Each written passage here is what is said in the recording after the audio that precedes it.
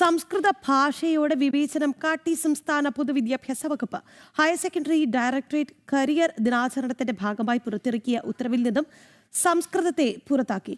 മിക്ക വിഷയങ്ങൾക്കും കരിയർ സാധ്യതകൾ ഉൾപ്പെടുത്തിയിരിക്കുമ്പോഴാണ് സംസ്കൃതത്തെ മാത്രം ഒഴിവാക്കിയത്. വിദ്യാഭ്യാസത്തിൽ എല്ലാവർക്കും ഒരേ നീതി ഉറപ്പാക്കണമെന്നാവശ്യപ്പെട്ട് ദേശീയ അധ്യാപക പരിഷത്ത് രംഗത്ത് എത്തി. ബ്രേക്കിംഗ് വിവരങ്ങളുമായി ശാലിനി ചേരുകയാണ്. ശാലിനി, സംസ്കൃതത്തോട് മാത്രം എന്താണ് ഇത്ര വിവേചനം? കൂടിയാണ് സംസ്കൃതം. എന്താണ് ശാലിനി വിവരങ്ങൾ? എന്തുകൊണ്ടാണ് സംസ്കൃതത്തെ മാത്രം ഇത്തരത്തിൽ ഒഴിവാക്കിയത്? എന്തുകൊണ്ടാണ് ദേവഭാഷയോട് ഇത്ര അവഗണന? ആരുടെ അജണ്ടയാണ് നടപ്പിലാക്കുന്നത്?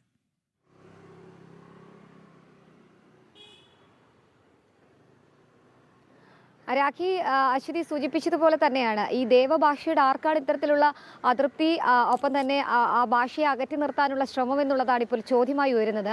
അധ്യാപകർക്കിടയിൽ തന്നെ ഇക്കാര്യത്തിൽ വലിയ രീതിയിലുള്ള വിമർശനങ്ങളും ഉയർന്നിട്ടുണ്ട്. അതായത് ഹയർ സെക്കൻഡറി ഡയറക്ടറേറ്റ് കരിയർ ദിനാചരണത്തിന്റെ ഭാഗമായിട്ടാണ് അതിന്റെ ഭാഗമായി ഒരു ഉത്തരവ് പുറത്തിറക്കിയിരുന്നു.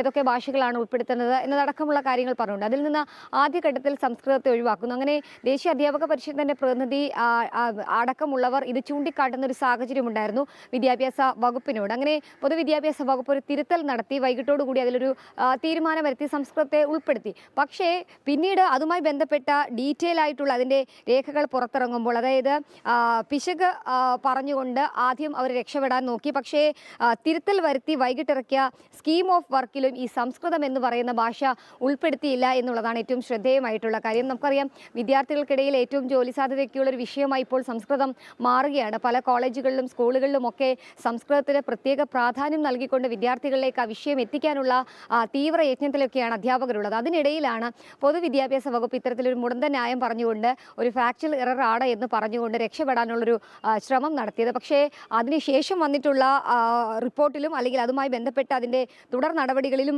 സംസ്കൃതം ഒഴിവാക്കിയ കാഴ്ചയാണ് നമുക്ക് കാണാൻ സാധിച്ചിട്ടുള്ളത്. ഈ വിഷയത്തിലാണ് അധ്യാപകർക്കിടയിൽ തന്നെ ഭിന്ന സ്വരം ഇപ്പോൾ ഉയരുന്നത്.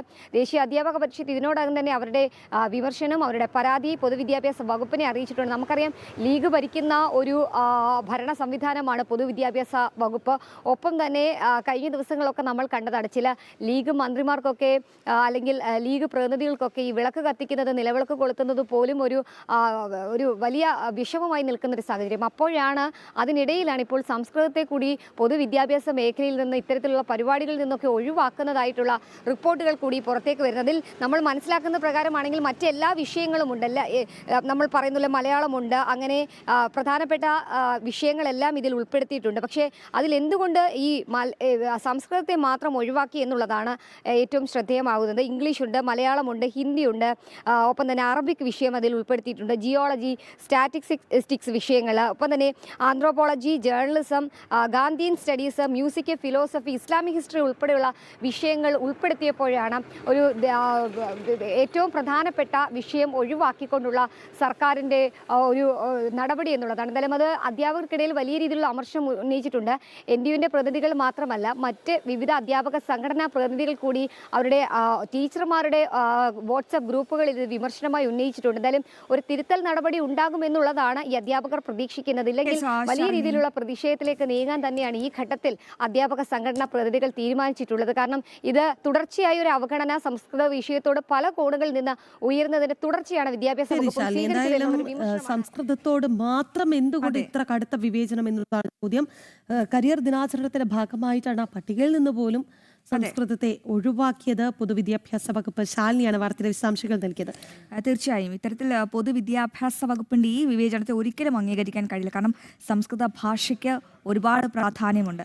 ആ ഭാഷ ദേവഭാഷയാണ്, ഒരുപാട് സംസ്കാരം അതിലൂന്നിയ ഒരു ഭാഷയാണ് സംസ്കൃത ഭാഷ എന്ന് പറയുന്നത്. അപ്പോൾ ഈ ഭാഷയോടുള്ള അവഗണന ആരുടെ അജണ്ട ആയാലും അതിവിടെ വെച്ച് ഉറപ്പിക്കാൻ പറ്റില്ല. കാരണം നമുക്കറിയാം, ലീഗാണ് പൊതുവിദ്യാഭ്യാസ വകുപ്പ് ഭരിക്കുന്നത്. അപ്പോൾ സ്വാഭാവികമായും ചില സ്വകാര്യ താല്പര്യങ്ങളൊക്കെ പ്രതിഫലിക്കുന്നുണ്ടാകും. പക്ഷെ അതൊക്കെ കയ്യിൽ വെച്ചിരുന്നാൽ മതി. ഇവിടെ കേരളത്തിൽ വേണ്ട സംസ്കൃത ഭാഷ സംസാരിക്കുന്ന അല്ലെങ്കിൽ സംസ്കൃത ഭാഷ പഠിക്കുന്ന ഒരുപാട് വിദ്യാർത്ഥികളുള്ള നാടാണ് കേരളം. അത് അധിഷ്ഠിതമായ ഒരു സംസ്കൃത കോളേജ്, എത്ര സർവകലാശാലയുള്ള നാടാണ് കേരളം. അപ്പോൾ അതൊന്നും ഇവിടെ വേണ്ട എന്നേ നമുക്ക് ജനം TV പറയാനുള്ളത്. ശാലിനിയാണ് ഏറ്റവും പ്രധാനപ്പെട്ട വിവരങ്ങൾ പങ്കുവച്ചത്. രാഗി.